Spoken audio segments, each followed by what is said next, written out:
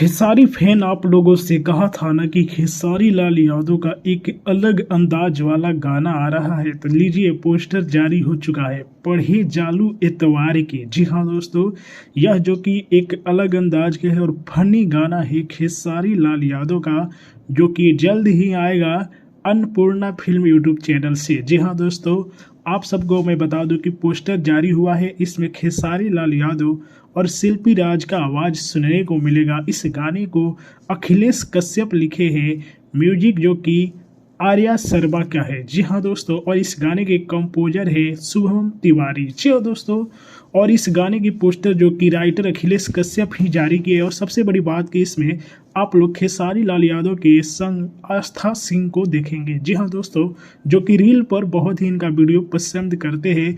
और देख सकते हैं कि किताब लिए हुए खेसारी लाल यादव, और जो कि उनका कान भी पकड़ा गया है, यानी कि कुछ फनी होने वाला है। अब कब आएगा तो बता दूं कि कल भोरे राइटर अखिलेश कश्यप लिख रहे हैं, यानी कल सुबह 6:45 पर आप लोग के बीच रिलीज किया जाएगा अन्नपूर्णा फिल्म यूट्यूब चैनल से। इसे बोलते हैं कश्यप कहर। तो अब देखने वाली बात होगी ये कैसा गाना है।